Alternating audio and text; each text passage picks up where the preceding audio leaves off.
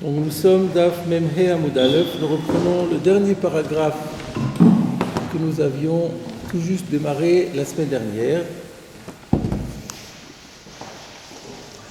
Donc nous sommes sur la Sougia de Rabbi Shimon et Rabbi Yehuda. On est en train d'affiner qu'est-ce que pense vraiment Rabbi Shimon, qu'est-ce qu'il considère comme Muktzeh, qu'est-ce qu'il ne considère pas comme Muktzeh. Donc on va reprendre la Gemara. Amar Rav Yehuda Amar Shmuel. Pour situer Amar Rav Yehuda Amar Shmuel, on peut dire que c'est en face du Tosfot Ad Motzei Yom Tov Acharon, en face de l'avant-dernière ligne du Tosfot, ou l'avant-avant-dernière ligne plutôt, 3 lignes avant la fin du Tosfot. Amar Rav Yehuda Amar Shmuel, Rav Yehuda a dit au nom de Shmuel, En Muktzeh le Rabbi Shimon, Ela Grogrot Vetzimukim Bilbal. Le seul cas de Muktzeh selon Rabbi Shimon, c'est le cas des figues sèches et des raisins secs, uniquement. Alors évidemment, ce n'est pas à prendre au sens strict, puisqu'on a vu qu'il y a comme d'autres exemples de Muktzeh, mais ça veut dire dans ce type de catégorie où on avait quelque chose qui était apte à être mangé et on les a mis de côté, et de ce fait, elles vont devenir pendant un certain temps impropres à la consommation. Là, Rabbi Shimon reconnaît, dans la mesure où il y a ici, on verra dans la suite de la Gemara, il y a deux facteurs aggravants en quelque sorte. Il y a d'une part le fait que c'est pas apte à être mangé, donc déjà de ce fait la personne le met hors de sa réflexion, hors de ses intentions, le met de côté, Muktzeh, le met de côté, et puis en plus de ça, il a fait un geste pour les mettre de côté, c'est lui-même qui les a rendus impropres, en les mettant sur le toit. Donc ça c'est Muktzeh. Alors, sous-entendu, mais tout ce qui ressemble à ça, mais qui est moins grave que ça, ne sera pas Muktzeh. Et c'est ça qui provoque l'étonnement de la Gemara. La Gemara a dit « Umide acharin alo » quelque chose d'autre, c'est-à-dire quelque chose qui n'aurait pas ces caractères aggravants-là, ne serait pas Muktzeh. Et sous-entendu, c'est étonnant, parce que nous disposons d'un texte qui dit le contraire. « Vatanya » Voilà que le Braïta enseigne. Il est vrai que cette Braïta n'est pas signée, mais en tout cas, il y a une Braïta qui enseigne. Aya ochel bate enim. Quelqu'un était en train de manger des filles. Veotir, et puis il en a laissé, c'est-à-dire la quantité qui était devant lui était trop importante et il avait terminé son repas, il en est resté. Qu'est-ce qu'il a fait? Vehelan la gag, la sot me en grogrot. Alors il a décidé de les monter sur le toit pour, sous-entendu, les exposer au soleil pour qu'ils sèchent, pour les transformer en figues sèches. De la même façon, be'anavim, donc sous-entendu, il y a le même facteur commun, aya ochel be'anavim, il était en train de manger du raisin, ve'otir, et qu'il en est resté, il en a laissé, et pareil, elan la gag, la sotmen simukin, il les a montés sur le toit pour en faire des raisins secs. Lo yochal, il n'aura plus le droit d'en manger, atche yasmin, tant qu'il n'aura pas, avant le Shabbat qui vient, yasmin, destiné ses fruits de nouveau à la consommation. Azmana c'est réservé pour la consommation. Il faut qu'il ait un acte de réservation, un acte mental de réservation, étant donné qu'il y a eu cette période intercalaire. On peut se poser la question, mais quel intérêt de nous dire qu'il était en train de manger les figues? Et s'il ne mangeait pas les figues, alors il y aurait pas c'était les figues fraîches. S'ils n'en avaient pas mangé, le din aurait changé. Alors on avait vu le Rashi, mais on va le refaire encore une fois. Aya ochel bateini, vous voyez dans le Rashi, c'est juste à l'endroit où ça s'élargit vers le bas. Aya ochel bateini, il était en train de manger des figues. Revuta ashmoinan.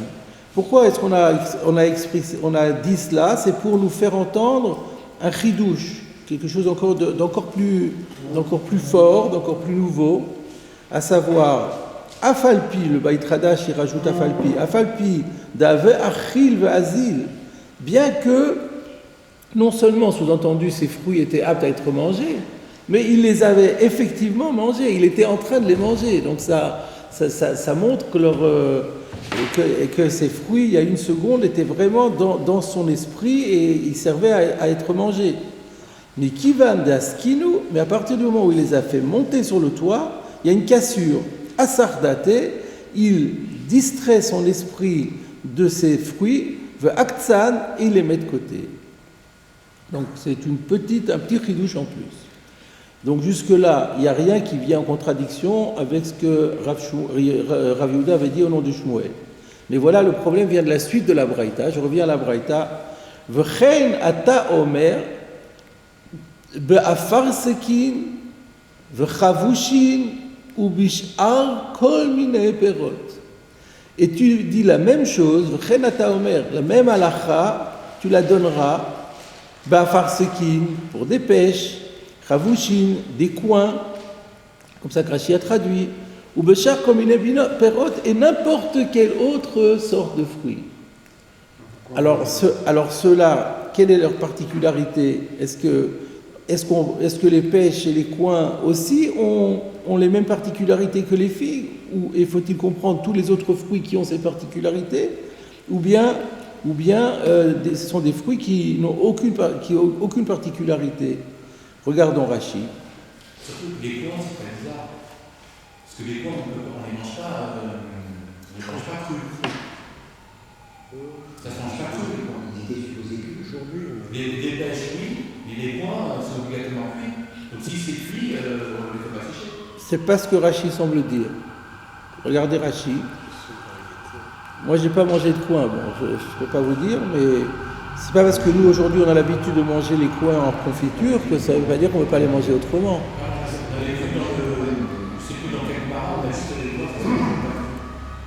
Que les coins ne sont pas. Ne se mange jamais cru. Ah bon? Vous êtes sûr de ça? Vous ne confondez pas avec un autre légume? Avec du lupin par exemple? Non? Il faut vérifier. Regardez Rashi. Bon, ça changera rien de toute façon. Regardez Rashi. V'chen ata omer, v'choulé, et tu dis la même chose. V'afalgav de hane chazou kol shata. Bien que ceux-ci, alors ceux-ci, le pashtout, ça va, les pêches, les coins et tous les autres fruits. Si M. Ross a raison, alors ça voudra dire tous les autres fruits à part les coins. Chazou kol shata, ils sont aptes à être consommés à chaque instant. Remarquez même, ça peut vouloir dire non. Et même s'ils ont commencé on les a commencé à les laisser sur le toit, l'onit kalkelou, pour autant, ils ne sont pas abîmés, contrairement aux figues et aux raisins. Miou, mais cependant, ho'il veut aktin ou assiré. Étant donné qu'on les a mis de côté, ils sont interdits. Donc là, il y a un grand chidouche dans cette braïta, c'est que ne croyons pas que le din qu'on avait dit au début, c'était parce que à un moment donné, ils deviennent inaptes à la consommation. C'est pas lié à ça. C'est simplement lié au fait de les monter sur le toit. Donc dans la braïta, il y a deux parties. Il y a l'ozu, avzu.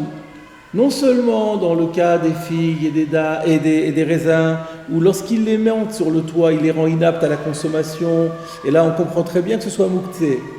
Mais même dans le cas d'autres fruits, qui quand on les fait passer du stade de frais à sec, pendant toute la période intercalaire, ils restent aptes à être mangés, néanmoins ils seront mouktsé. On ne sait pas selon qui. Alors on ne sait pas selon qui, c'est la suite. On continue. Maintenant, il s'agit, pour voir s'il y a un problème, il s'agit d'identifier l'auteur de cette braïta. Vous aviez un problème? Non, il y a un principe. Quand on émence les fruits, on a précisé les provoques et les figues, qui sont inaptes à la consommation. Ça veut dire à l'exclusion de les autres. Non, puisqu'il faut voir le texte jusqu'au bout. V'chenata omer. Donc il faut voir. Vous auriez raison s'il y avait juste eu la récha sans la sefa. Juste le cas des figues et pas autre chose. Alors ça veut dire que les figues et pas le reste. Mais la suite vient dire le contraire. Et le din reste le même lorsque le fruit est apte. Donc dans ce cas-là, c'est pas exclusif. Donc, regardez sur Internet, ils disent que le coin est l'un des rares fruits qui ne se consomme que cru. Que cru. Que cuit, pardon. Excusez-moi. Que cuit, pardon. Ou bléti par le froid, comme les dames. Bléti par le froid. Voilà. Mais c'est clair, en général, c'est que. Bon, bah, bléti par le froid, c'est bon. Voilà, ils disent même, ils disent cru, il est dur, astringent et granuleux. D'accord. Et alors, il y a des gens qui adorent ça. Et quand les gens ils ont faim, ils mangent. Voilà. La recherche rapide par Il y a plusieurs genres de points.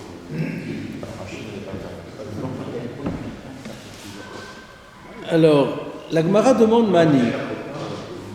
Mani, qui est l'auteur de cette braïta? Il est Rabbi Yehuda. Si je dis que la question c'est ou Rabbi Yehuda ou Rabbi Shimon, parce que dans Moukhtse on a ces deux maîtres. Si je dis que c'est Rabbi Yehuda, vous avez entendu, c'est pas possible. Pourquoi?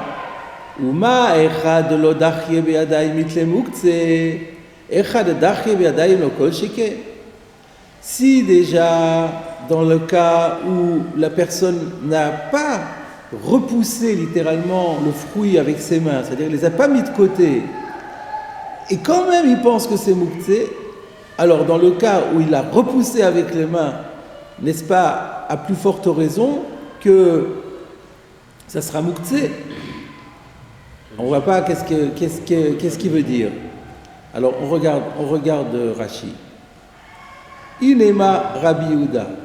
Si je dis que c'est Rabbi Yehuda, Lamali hanach de nakat de dachinu beyadayim. Pourquoi avoir choisi de parler, c'est-à-dire Lamali, pourquoi nakat, avoir choisi de parler, hanach, de ces fruits-là, de dachinu beyadayim, qu'on a dit qu'il les a mis de côté. Comment il les a mis de côté? Par le fait qu'il les monte sur le toit. Afilu yechnisa nami leotzar baou azmana. D'après Rabbi Yehuda, même s'il les a pas mis de côté, il les a simplement remis dans l'otzar, c'est dans ses réserves, dans ses stocks. Il les a remis dans les stocks, dans sa cave, dans ses réserves, le otzar. Il faudra quand même faire azmana. C'est-à-dire que là, quand on les met sur le toit, il y a une sorte d'acte de rejet, de mise à l'écart. Mais sinon, quand on a des fruits qu'on n'a plus besoin, on les remet où? On les remet avec le reste du stock, avec nos réserves. Et bien, Rabbi Yehuda, lui, il pense que même si on les a mis dans les réserves, c'est aussi Moukhtse. Donc si c'était Rabbi Yehuda, il n'aurait aucune raison de parler d'un cas où il est Dachinu beyadayim. Si déjà dans l'eau Dachinu beyadayim, alors c'est évident Dachinu beyadayim. Donc dis-moi le chidouche le plus important, c'est l'eau Dachinu beyadayim, c'est-à-dire Otsar. La question se pose, mais qui nous dit que Rabbi Yehuda pense que quand c'est Otsar, mis dans le Otsar, c'est Moukhtse, d'où la Gemara elle le sait. Ça nous verrons dans Tosfot. Je propose de voir un petit bout du Tosfot, pas tout, mais le début du Tosfot, le dernier Tosfot, justement sur ce qu'on vient de voir. Echad lo dachye beyadayim itle Moukhtse. Vous voyez ce Tosfot-là, dans le cas où, pour Rabbi Yehuda, même dans le cas où il ne l'a pas repoussé avec les mains, il pense que c'est Moukhtse. Que gon hadetnan, par exemple, ce que la Mishnah enseigne, beperek mefanin, c'est dans le chapitre mefanin qui se trouve plus loin dans Shabbat, page 126b, velo et haotzar. Voilà, il y a une Mishnah mefureshet, velo et haotzar, qui dit que ce qui se trouve dans le Otsar, pour Rabbi Yehuda, on ne peut pas le prendre parce que c'est Moukhtse.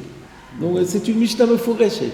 Donc si on sait, c'est de là qu'on sait que Rabbi Yehuda pense que Otsar c'est Moukhtse. Donc si Otsar est Moukhtse, pourquoi il va me parler de gag? Donc ça ne peut pas être Rabbi Yehuda. Et si c'est pas Rabbi Yehuda, ça va être Rabbi Shimon. Et si c'est Rabbi Shimon, alors ça va être une objection contre Shmuel. C'est ce que dit la Gemara. Et là, Rabbi Shimoni. Mais donc, n'est-ce pas que c'est Rabbi Shimon? Et si c'est Rabbi Shimon, alors quel est-ce que tu vois? Quelle est la question? Toi, tu m'as dit que c'est seulement Grand Rod Vetsimoki, alors que dans cette braïta, on a dit V'chen ata omer, bafar sekin, chavushin, ou bechar komine perot, et dans tous les autres fruits, même s'ils ne sont pas inaptes, même s'ils ne sont pas rendus inaptes. Donc c'est exactement le contraire.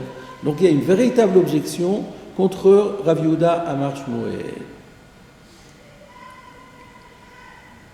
Alors, on va voir la réponse de la Gemara tout de suite. La Gemara répond Le'olam Rabbi Yehuda. Donc, Rabbi Yehuda Amar Shmuel va nous répondre. Toujours encore, je te dirais que l'auteur de cette braïta, c'est Rabbi Yehuda. Parce que si c'était Rabbi Shimon, ça ne pourrait pas aller d'après lui, parce que pour lui, il n'y a que grogrot et tsimukim, c'est-à-dire les fruits inaptes à la consommation qui sont muktzé. Mais les pêches qu'on aurait mis sur le toit, ils ne seront pas muktzé. Donc, cette braïta, donc Rabbi Yehuda Amar Shmuel maintient ce qu'il dit. Cette braïta qui interdit même les fruits qui sont pas aptes à la consommation, c'est Rabbi Yehuda.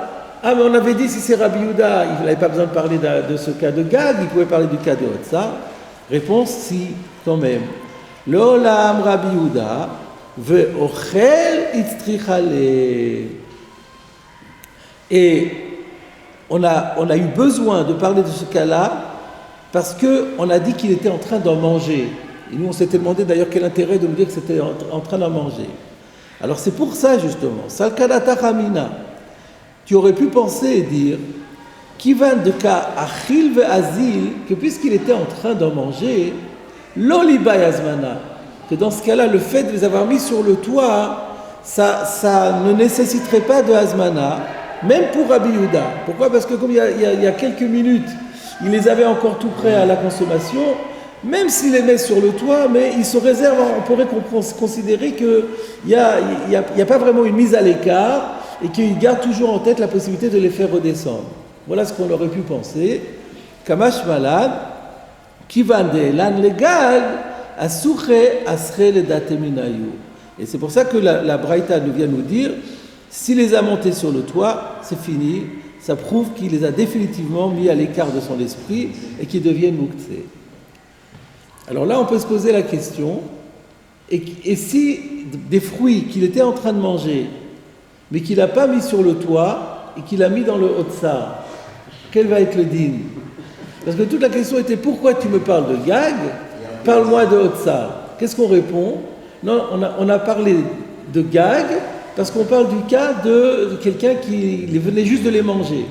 Et on nous a dit que comme il les a mis sur le Gag, alors ça l'interdit. Mashma que c'était Hotzar, pas ? Parce que ça c'était quand quelqu'un n'était pas en train de les manger. Ah. Mais si quelqu'un, c'est-à-dire ils sont dans le Hotzar, les fruits directement du marché, on les a mis dans le Hotzar, là ils sont muktzé. Mais si on les a sortis du Hotzar, on les a mis dans la salle à manger, on a commencé à en manger et on l'a remis dans le Hotzar, c'est mashma de la Gemara pour Rabbi Yehuda. Parce que de toute façon nous la halakha n'est pas comme Rabbi Yehuda, mais selon Rabbi Yehuda, on verrait que ça serait permis. Cette déduction-là que je viens de faire, elle est écrite dans le Tosfot Arosh. Mais c'est presque obligé de le faire, d'après le Baalak en tout cas, que nous avons vu dans la Gemara selon Rashi. Il y a uniquement l'azmana du Gag qui définit le muktzé ou pas ? C'est pas une azmana le Gag. Non. Azmana, ça veut dire quoi ? Azmana, l'azmit, ça veut dire, c'est-à-dire me les destiner, me les réserver, non, pour la consommation, pas les réserver dans le sens de mettre de côté, mais au contraire, comme on dit, il est ni mouchan ou mezouman. Je suis prêt, je suis intéressé. Mezouman, ou comme zimoun. Dédié, c'est pas tout à fait ça. Comme on fait le zimoun. C'est quoi le zimoun ? Invité. C'est l'idée de se préparer à. Invité. Pardon ? Invité. Pardon ? Être disposé. Disposé, voilà. Voilà, on les met à notre disposition. On se dispose à les consommer. C'est le contraire de muktzé en fait. Exactement, c'est le contraire de muktzé. Donc le toit, c'est plus marqué que le Hotzar, non ? Ah oui, mais c'est clair, parce que le Hotzar, c'est juste, c'est les réserves. Les réserves, c'est fait pour être pris. Quand je mets sur le toit, ça veut dire pour l'instant, c'est hors d'exploitation. Ça va changer de statut en les mettant sur le toit. En les mettant sur le toit, ça va changer forcément de statut. C'est ça c'est sûr. Le Hotzar, il ne va pas forcément changer de statut. Alors, d'après Rabbi Yehuda, on a vu qu'en général, le Hotzar suffit pour le faire changer, pour leur donner le statut de muktzé. Mais ce qu'on a vu ici, c'est que s'il les avait déjà sortis pour les manger, le fait de les remettre dans le Hotzar ne les rend pas muktzé, même pour Rabbi Yehuda, alors que de les mettre sur le toit, oui, d'après la page toute de la Ksuvia ici. En tout état de cause, la conclusion, c'est que selon Rabbi Shimon, il n'y a que Grogeret et Tzmukim et pas les autres fruits. Tout au moins d'après le Pshat de Rashi. Maintenant, nous allons voir si Tosfot est d'accord avec Rashi.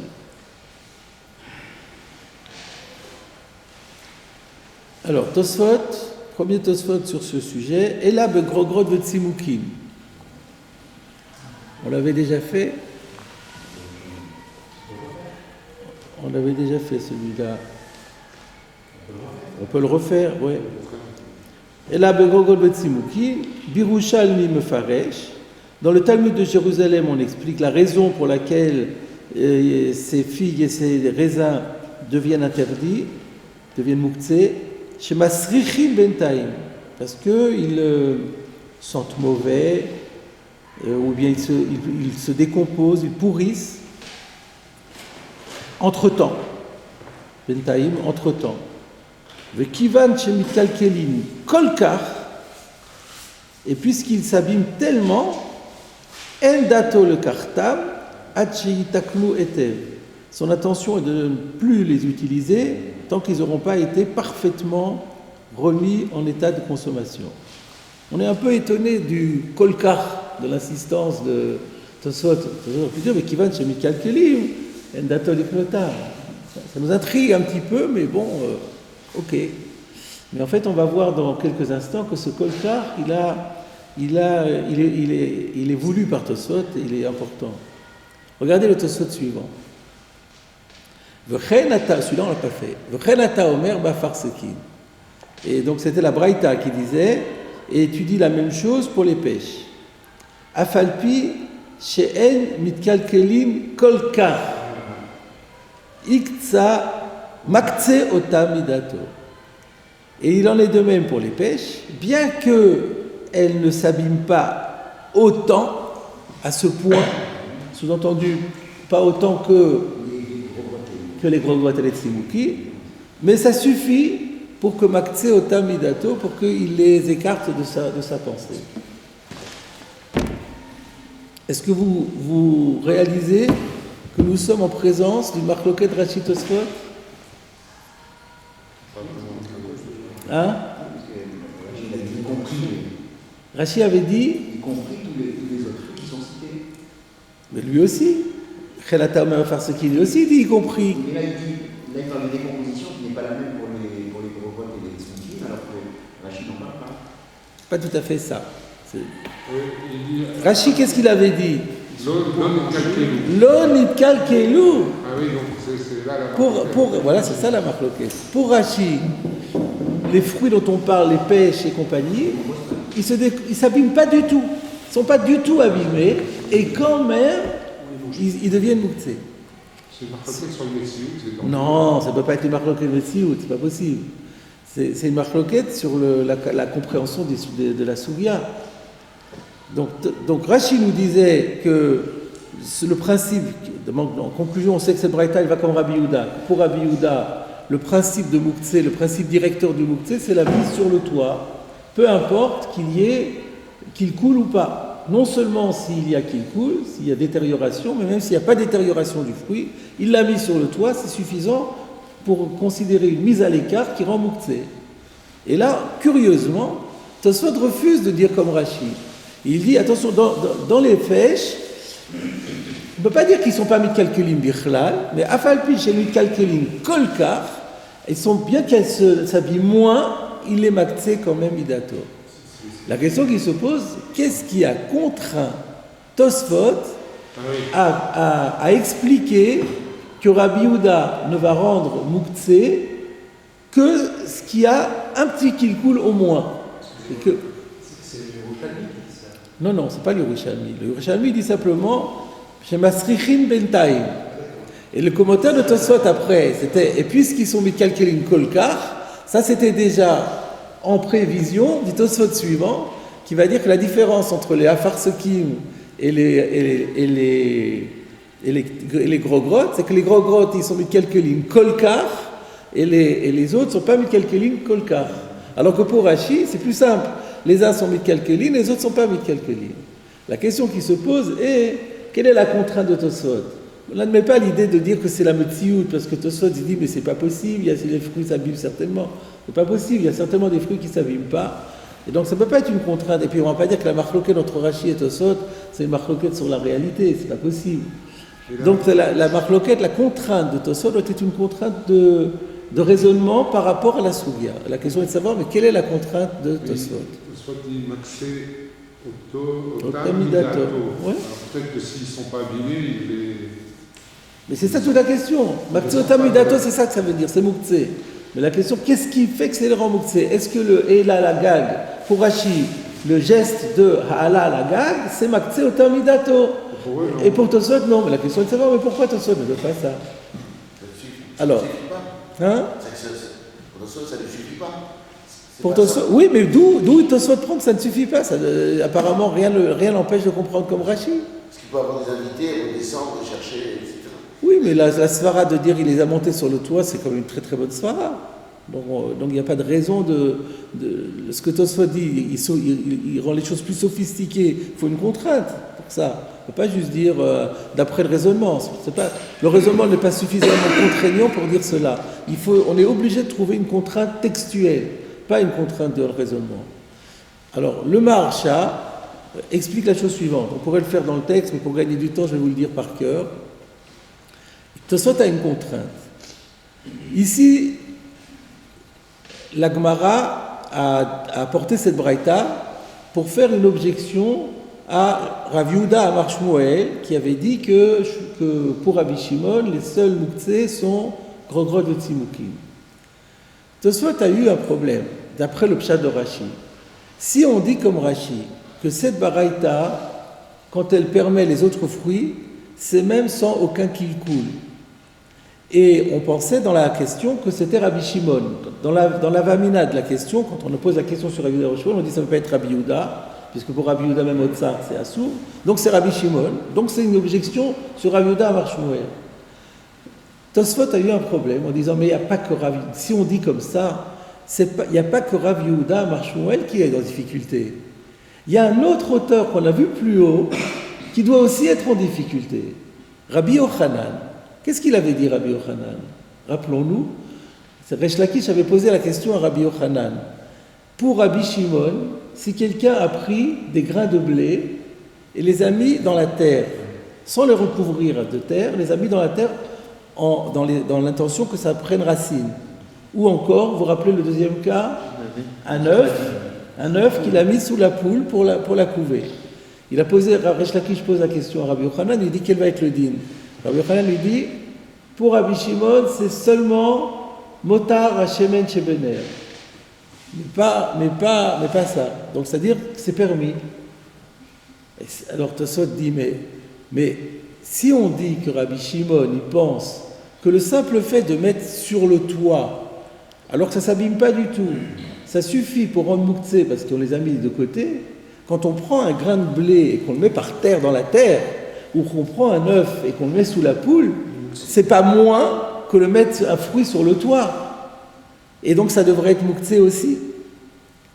Et donc la question, on devrait la poser aussi sur Rabbi Yochanan. La réponse sera toujours la même. Cette braïta, en fait, c'est pas Rabbi Shimon, c'est Rabbi Yehuda. Ok, donc on s'en sort.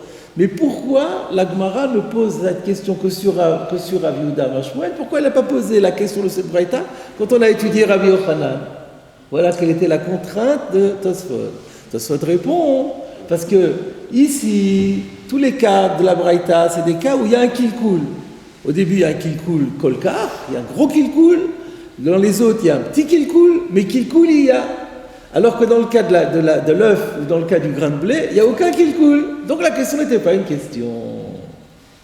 C'est magistral comme réponse. Mais maintenant, la question se tourne sur Rashi. La question se pose sur Rashi.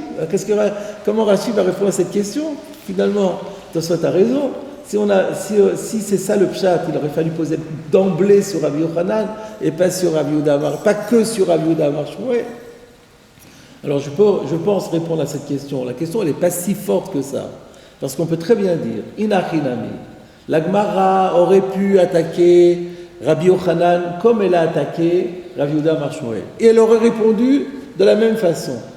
Mais c'est une question didactique.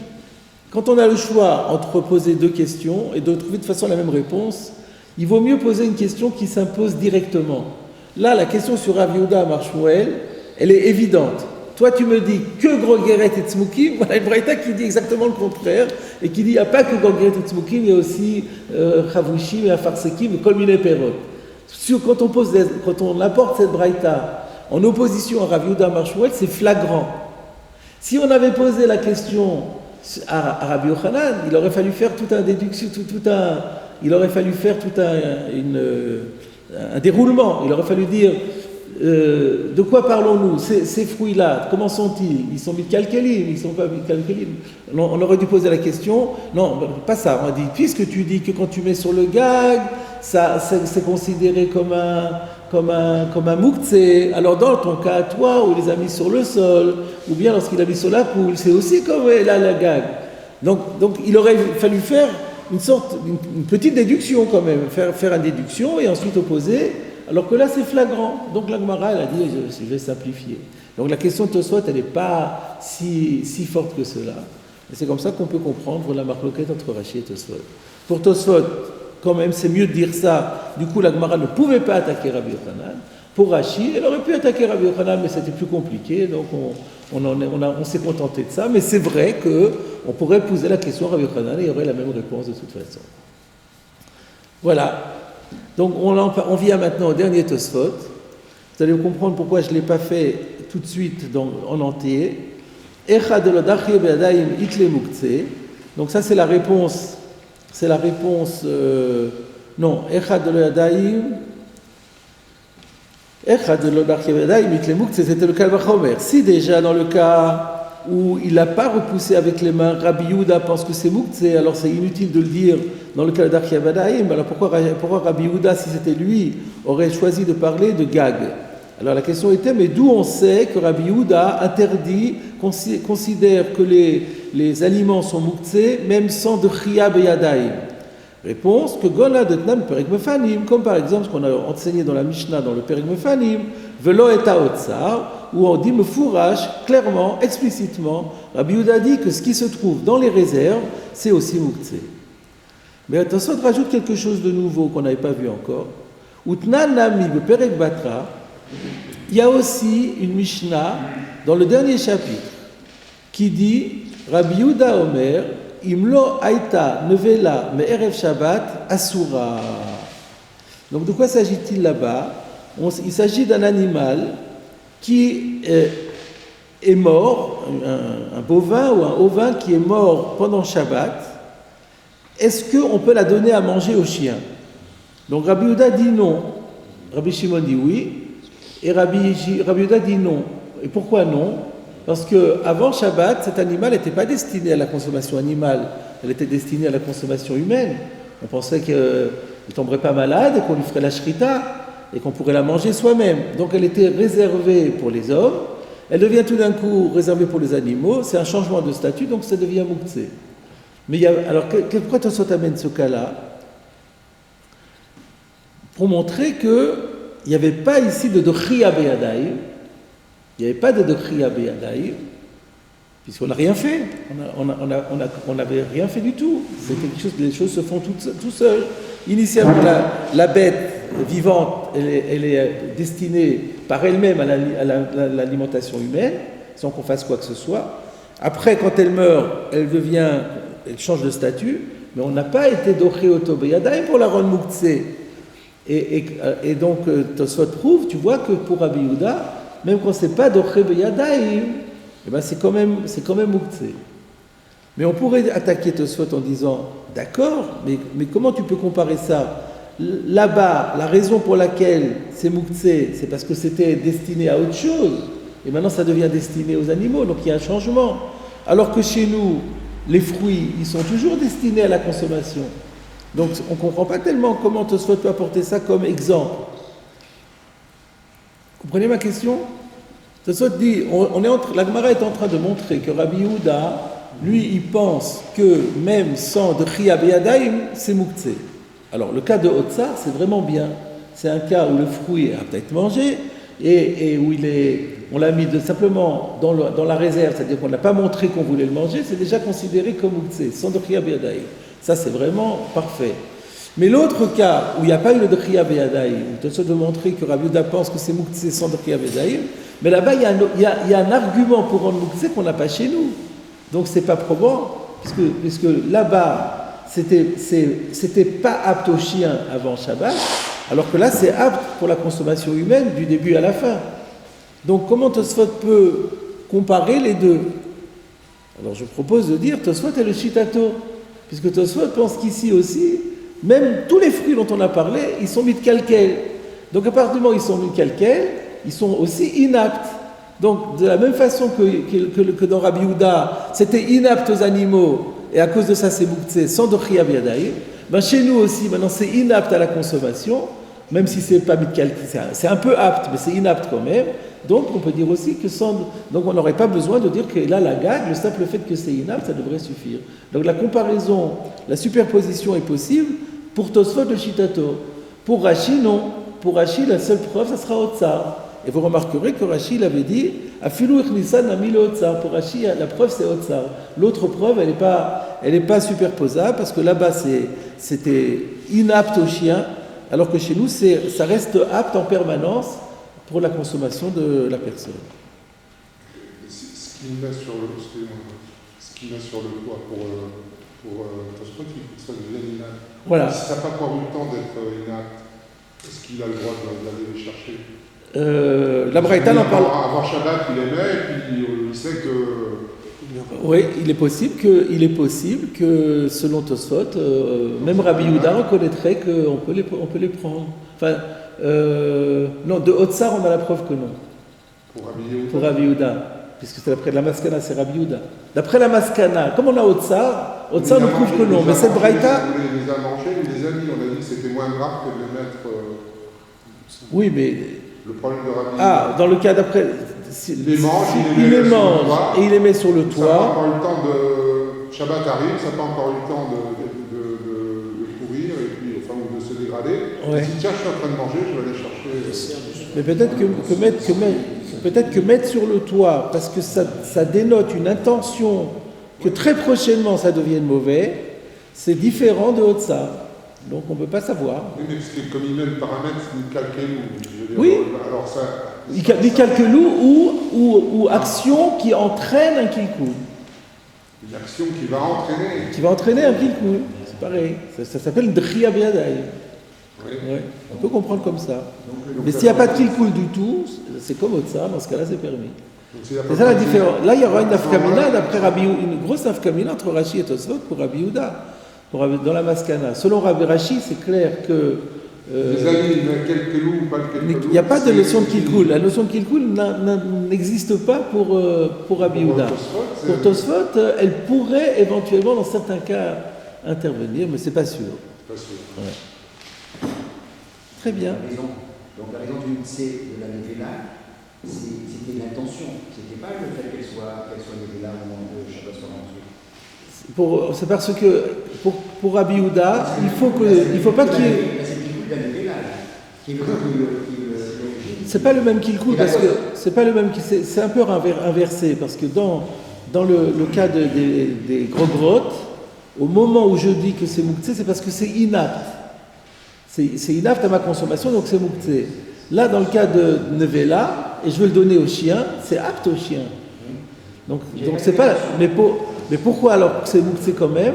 Parce qu'à l'entrée du Shabbat, c'était pas apte au chien. C'était apte à quelqu'un d'autre, aux hommes. Donc c'est un peu différent. C'est une inaptitude. L'une, c'est l'inaptitude avant Shabbat, et l'autre, c'est l'inaptitude pendant Shabbat. Mais on peut comparer quand même, parce qu'il y a inaptitude dans les deux cas. Voilà pour ce petit module. Il n'y a pas de migo là-dedans. Migo de quoi? Parce qu'au début de Shabbat, il était. Ah, migo de Tkatsa ben Hashmashot et Tkatsa le Kuleyoma. Si, c'est ça. C'est ça aussi, c'est sous-entendu, ce que dit Rabbi Yehuda. Puisque c'était, à l'entrée du Shabbat, c'était pas apte pour les chiens.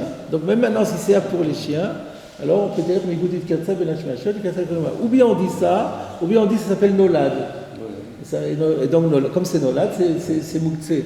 Parce que Migou de Tkatsa, c'est quand la raison du Mouktsé a disparu maintenant.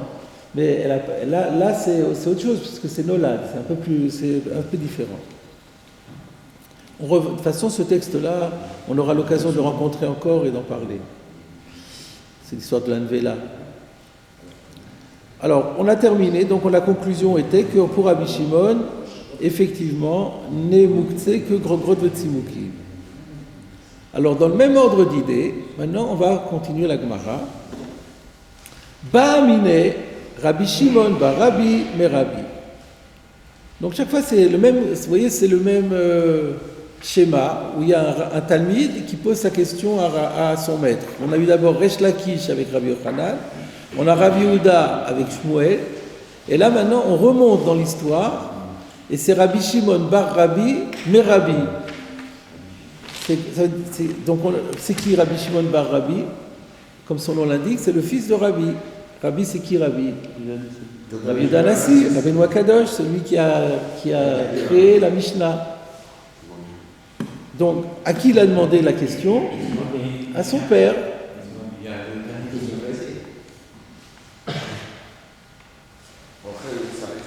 Ah oui, je n'avais pas vu celui-là. Je ne l'ai pas vu. Alors, excusez-moi, il y a encore un Tosfot. Donc là, c'est sur la réponse. Ochel itzrichale. Donc la réponse a été le Olam Rabbi Yehuda. En vérité, je te dirais toujours encore que la Braïta, son auteur, c'est Rabbi Yehuda. Alors, tu avais posé la question, pourquoi parler de gag? Il aurait pu tout aussi bien le mettre dans le Hotzar. Non, parce que comme on parle d'un cas où il mange, on avait besoin d'en parler. Tosfot, pardon. Ochel itzrichale. Mi de nakat ochel b'muktzeh de dachye beyadayim nire de azil ve'achil sharile le Rabbi Yehuda b'muktzeh de lo dachye beyadayim kegon gabe otza. C'est ce que je vous ai dit au nom du Tosfot à Roche. J'avais complètement, j'avais pas vu ce Tosfot là qui dit la même chose. Donc on reprend. Midenakat ochel b'muktzeh de dachye beyadayim. Du fait que la Braïta Nakat, comme on a vu déjà, ça veut dire a choisi de parler d'un cas de quelqu'un qui mange. Dans le cas d'un mouktsé qui est causé par le fait qu'il l'a repoussé par les mains, niré, il semblerait, de azil ve'achil, que si on est dans un cas où on continue à manger, où on était en train de manger, charilé le Rabbi Yehuda, ce sera permis pour Rabbi Yehuda, de l'odachye ve'adayim. Si on se trouve dans un cas de mouktsé sans qu'on ait repoussé avec les mains, que gon gabe otza. C'est exactement la déduction qu'on a fait tout à l'heure. Elle est écrite dans Tosfot, à savoir que si on avait en général otzar pour Rabbi Yehuda c'est mouktsé, c'est-à-dire on va au marché, on achète des pêches, on les met dans le otzar, c'est mouktsé. Tant qu'on a, et si on veut les utiliser pour Shabbat, il faut qu'avant Shabbat, on dise Ani Mazmin, je me prépare à manger ces fruits pendant Shabbat. Par contre, si on les a déjà sortis du Hotzar et on a commencé à les manger, on a été Mazmin, donc on les a mangés, ou avant Shabbat, on les a mangés, et elles sont toujours dans le. Donc on les a mangés avant Shabbat, disons, et on les a remis dans le Hotzar. Eh bien, puisque dans ce cas-là, nous, on l'a enseigné que dans le cas où il l'a mis sur le toit, ça laisse entendre que s'il ne les met pas sur le toit, mais qu'il les a remis dans le Hotzar, ça ne sera pas mouktsé. C'est exactement ce que Tosfot Harosh avait dit. Et en vérité, vous avez raison de me dire que Tosfot l'avait déjà dit aussi. Très bien. Alors, on revient à la Gemara. Ba'amine Rabbi Shimon bar Rabbi Merabi, le fils de Rabbi Shimon. Rabbi avait deux fils, donc un d'entre eux s'appelait Rabbi Shimon, a demandé à son père la question suivante. Et on tourne la page.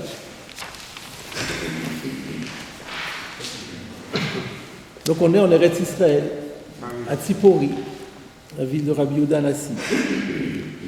Patzilet Mara, le Rabbi Shimon Maou.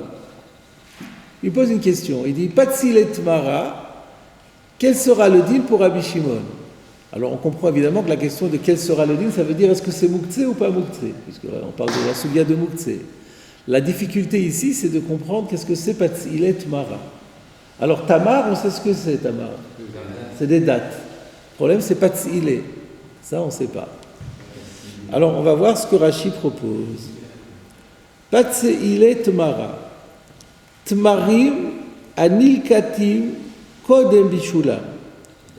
Ce sont des dates que l'on a cueillies avant qu'elles soient mûres. Bichoul pour un fruit, ça veut dire la maturité. Donc avant maturité, elles ne sont pas encore mûres, on les a cueillies. Donc elles ne sont pas mangeables. Alors comment on fait pour les rendre comestibles? Vechonsim otam, besalim, sheosin milulavim. Alors la technique est la suivante. On les fait rentrer dans des paniers, on les introduit dans des paniers qui sont faits non pas avec de l'osier, mais avec des loulavim, c'est-à-dire des feuilles de palmier. Tressées, comme on fait pour les loulavim. Ce qui sert à tenir le loulav, eh ben on faisait des petites boîtes, des petits boîtiers, dans lesquels on introduisait la date, et curieusement, il y avait un travail qui se faisait, un travail biologique qui se faisait, et qui permettait aux dates de devenir mûres. Ve'en mitbashlot me'elen. Et sans avoir à faire quoi que ce soit, la date arrivait à maturité. Alors, j'ai ici une question, mais quel intérêt de les avoir cueillis avant maturité pour ensuite être amené à devoir faire tout ce traitement-là? C'est bizarre. Alors, cette Gemara, on l'avait étudiée également dans Betsa, d'Afmem Hamoud Aleph. Et là, dans mon édition, j'ai écouté Rashi qui ramène le Rashi sur place. Rashi, dans Betsa, est un peu plus prolixe. Et voilà ce qu'il dit. Tmarim she'en mitbashlot ba'ilan le'olam. Il y a certaines dates dont on sait qu'elles ne mûriront jamais sur l'arbre. Et comment on fait? Vegodrinotan me'a'ilan. Alors on les cueille quand même. Ve'osin lahen chotlot. Et c'est là qu'on leur fabrique ces petites boîtes. Henkle kapot marim. C'est des petites boîtes qui sont faites avec des feuilles de dattier. Ve'chonsin otan letochan ou mitbashlot. Donc ça, voilà le point qui nous manquait. Il y a c'est des sortes de dattes. Alors je ne sais pas si c'est des sortes de palmiers dattiers qui ne fournissent jamais la maturité à la date, ou bien si dans un palmier il y a certaines dates ça on n'est pas assez expert dans ce genre de choses pour le savoir. En tout cas, ça veut dire que c'est logique. Il y a des dates qui ne mûrissent jamais à l'arbre, et plutôt que d'y renoncer, on a une technique, on les cueille, on les met dans la boîte, et ça mûrit tout seul. C'est extraordinaire ce point de vue, parce que Rachid n'était pas d'une région où il y avait des palmiers dattiers. Ouais. Pour nous donner ces précisions, c'est... Comment vous le savez? Oui, c'est vrai. Il était plus du pays de Champagne que même. C'est vrai. On a vu dans un Rachid, comme une barrière ou avant-hier, qu'il y avait des émissaires d'Israël qui venaient voir Rachid. C'est confirmé, c'est exactement. Et donc les informations, vous pouvez les avoir par ces envoyés-là. Je sais pas compris. On a vu des émissaires dans un Rachid que des émissaires d'Israël étaient venus voir Rachid. Il y avait des gens d'Israël qui venaient voir Rachid. C'est possible, mais j'ai pas. Et donc les informations, vous pouvez les avoir par ces voyageurs. Ouais. On peut supposer cela. Ouais. D'ailleurs, on n'est pas obligé de parler d'Israël, parce que des palmiers, il y en a ailleurs qu'en Israël aussi. Oui, non, c'est ça. Dans le sud, des palmiers dattiers, des origines des villes qui avaient traversé Rachid, je ne pense pas. Non, mais il y avait des communications. Il rencontrait des gens qui venaient de toute région. Mais ce qui est important, c'est la précision. Oui, mais c'est indispensable pour qu'on comprenne la question. Il avait besoin de ça pour comprendre la question. Alors, regardez la ficha de Rashi. Maoule chol me'en kodem bishulam. Alors, c'est quoi la question maintenant? La question est, est-ce que, selon Rabbi Shimon, on aurait le droit, pendant Shabbat, d'en manger alors qu'elles ne sont pas encore mûres? Mimodé ba'en de muktzot en que grogrot vetsimukin olo. Est-ce que on va dire qu'il reconnaît qu'elles sont muktzé parce qu'il leur donne le même statut que grogrot vetsimukin ou pas? C'est-à-dire, est-ce qu'on peut superposer ce cas-là au cas de grogrot vetsimukin ou pas? Alors, c'est quoi la problématique? On ne la comprend pas tellement bien. Pourquoi on les superposerait ou pourquoi on ne les superposerait pas? Alors, dans la réponse, on va voir la solution. Donc, voyons la réponse de Rabbi. Amarle, En mukse le Rabbi Shimon, et la gros de Tzimukin bilvad. Ça devient c'est la troisième fois qu'on trouve cette phrase, là. Ça devient presque une antienne. Un principe, en tout cas, qu'on va retenir par cœur facilement maintenant. En mukse le Rabbi Shimon, pour Rabbi Shimon, ne mukse que gros de Tzimukin, sous-entendu, et pas les patzilet mara. Et pas ces dates non mûres qui vont devenir mûres dans leur boîte. Pour quelle raison? Donc il fait un distinguo. Quelle est la différence entre Grogro de Tzimukin et cela? Regardez dans Rashi. Et là, le Grogro de Tzimukin, deika tarte, de dachinu beyadayim, velo chazur. Dans Grogro de Tzimukin, il y a deux facteurs cumulatifs, aggravants, qui vont le rendre mouktsé. Il faut que les deux conditions soient réunies pour que ce soit mouktsé pour Rabbi Shimon. C'est quoi? Premièrement, dachinu beyadayim, il les a mis de côté lui-même, activement. Et deuxièmement, cette mise de côté, elle a impliqué qu'ils sont l'ochazou, qu'ils sont inaptes à la consommation. Quand il y a les deux conditions, alors là c'est mouktsé. Sous-entendu, chez nous, il n'y a qu'une des deux conditions, laquelle? L'ochazou. Pour l'instant, ils ne sont pas à être mangés. Mais c'est pas nous qui les avons mis à l'écart. Au contraire, nous on les met dans leur boîte pour les rendre aptes. Mais c'est pas le fait de les mettre dans les boîtes qui les a rendus inaptes, ils étaient inaptes avant aussi. Donc il n'y a pas cette volonté de mise à l'écart qu'il y a dans le cas. Donc c'est la raison pour laquelle. Donc les choses se paraissent très, très, très compréhensibles d'après le pshat de Rashi. C'est-à-dire qu'il faut les consommer quand même. Oui, alors c'est ça qu'il faut dire. C'est quoi la question? Mais puisqu'on dit qu'ils sont inaptes à la consommation, alors comment il peut demander est-ce qu'on peut les manger ou pas? Alors on comprend ce que ça veut dire. Ça veut dire que en se forçant un petit peu, c'est mangeable à la rigueur. C'est pas la manière normale de le manger. Mais si quelqu'un meurt de faim et il n'a pas le choix, alors il mange n'importe quoi. Donc à ce moment-là, est-ce qu'il peut les manger? Ils ont commencé à mûrir, donc ça veut pas dire qu'ils les allument le vendredi. Ils a pu mettre, voilà, ça fait. Oui, mais enfin quand même, on dit qu'elles sont encore inaptes. Parce que si elles étaient plus inaptes, il ne dirait pas qu'elles sont mouktsé. Donc elles sont encore inaptes. Elles s'appellent encore l'ochazou. Kodem Bishulan, Rashi a dit, elles ne sont pas encore mûres. Mais bon, on comprend qu'à un moment donné, il y a un stade donné, peut-être au tout début c'est pas possible, mais il y a un stade donné où elles sont en cours de maturation, où ça peut être mangé à la rigueur. Ça ressemble un peu à l'histoire des voleurs qui mangeaient. Ouais, comme Attila sur son cheval. Ouais. Alors, vous avez un petit aleph. Vous avez un petit aleph sur Rashi là? Oui, vous avez vu un petit aleph sur Patzilet Mara? Ce petit aleph là, il renvoie à quoi? Au Tosfot Yeshanim.